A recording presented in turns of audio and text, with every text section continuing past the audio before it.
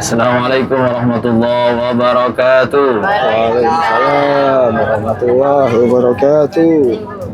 Alhamdulillah para jemaah Bapak Ibu yang dimuliakan Allah Subhanahu wa taala.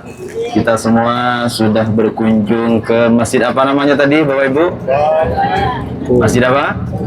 Masjid Quba, yang mana masjid itu sudah kami jelaskan bahwa Masjid Quba adalah masjid yang pertama kali dibangun oleh Rasulullah dalam Islam karena atas dasar ketakwaan kepada Allah Subhanahu wa taala.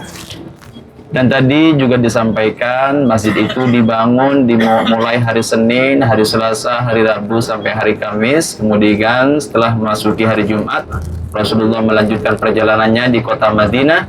Kemudian di pertengahan perjalanan Rasulullah melaksanakan sholat Jumat. Dan itu adalah tempat pertama kali dilaksanakan sholat Jumat di kota Madinah Al-Munawwarah, sehingga tempat tersebut dibangun masjid dan disebut dengan Masjidul Jum'ah.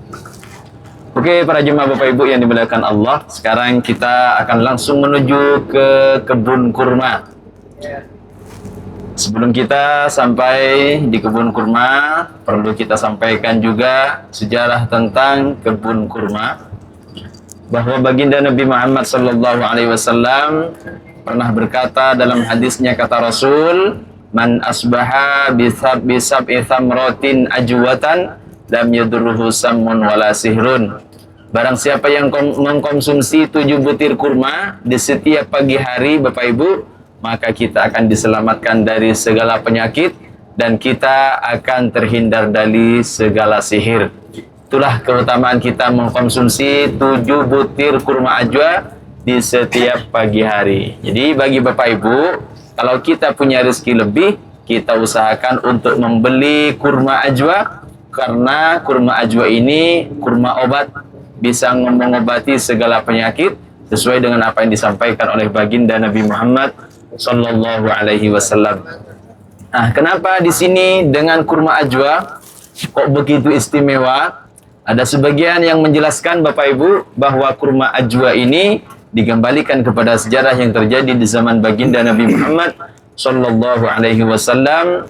Jadi pada waktu itu ketika Rasulullah berada di Masjid Nabawi, berada di kota Madinah Al-Munawwarah, setiap menyampaikan khutbah, setiap menyampaikan kajian, Rasulullah bersandar ke pelapa kurma.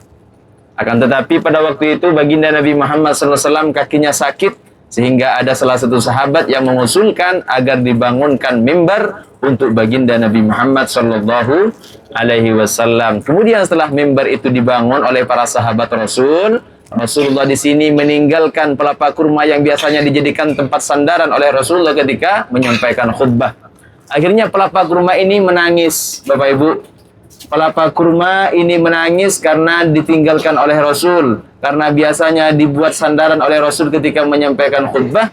Ketika ditinggalkan oleh Rasulullah, pelapa kurma ini menangis. Coba kita bayangkan Bapak Ibu, pelapa kurma saja yang tidak punya akal, yang tidak punya hati, pelapa kurma ini bisa menangis ketika ditinggal oleh baginda Nabi Muhammad sallallahu alaihi wasallam. Bagaimana dengan kita?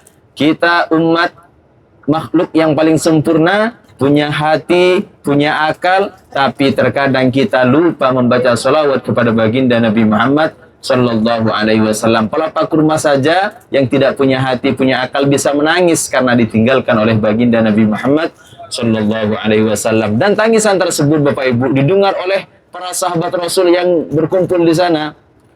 Tangisan tersebut didengar oleh para sahabat Rasul. Akhirnya Rasulullah naik ke pelapa kurma tersebut, didatangi oleh Rasul, dan Rasulullah memeluk pelapa kurma, dan akhirnya tangisan tersebut berhenti. Sebagian pelapa kurma oleh Rasulullah diambil dan ditanam, dan tumbuhlah buahnya yang disebut dengan kurma ajwa, Bapak Ibu. Makanya di sini sangat istimewa kurma ajwa. Kata Rasulullah, barang siapa yang mengkonsumsi 7 butir kurma ajwa setiap pagi hari, maka dia akan diselamatkan dari segala penyakit dan dia juga akan terhindar dari segala sihir. Nanti kalau kita sudah masuk ke kebun kurma, Bapak Ibu bisa mencicipi kurma ajwa sepuasnya. Banyak di sana macam-macam kurma ajwa, ada yang mahal, ada yang murah, dan juga ada yang sedang, nggak mahal, nggak murah. Nanti Bapak Ibu bisa cicipi semua gratis tanpa bayar. Yang penting jangan dibawa. Kalau Bapak Ibu ngantongin di bawah plastik, dikantongin, dibawa ke kamar, dimakan di kamar, itu hukumnya tidak boleh. Tapi pemilik kebun kurma di sini sudah memberikan izin kepada setiap orang yang berkunjung ke kebun kurma boleh memakannya tanpa membayar, seperti itu. Dan kebun kurma di Madinah ini banyak, Bapak Ibu. Ada kebun kurma Faisal, ada kebun kurma Abdurrahman, dan semuanya di sini dijadikan tempat kunjungan oleh para jemaah umroh. Nah, ini sebelah kanan tadi ada juga ini sekarang.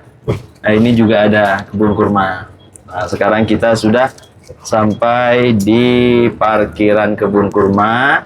Nanti kalau kita sudah turun, Bapak Ibu, seperti biasa, ambil foto dulu, video dulu, setelah itu langsung masuk ke dalam. Bapak Ibu bisa mencicipi semua macam-macam kurma yang ada di dalam kebun kurma. Yang mau makan bakso, di sini juga ada bakso. Yang mau minum jus, di sini juga ada jus. Yang mau ke toilet, nanti di dalam juga ada toilet. Oke, alhamdulillah para jemaah Bapak Ibu yang dimuliakan Allah. Sekarang kita sudah tiba di parkiran kebun kurma. Yang mau beli coklat Dubai di sini juga ada.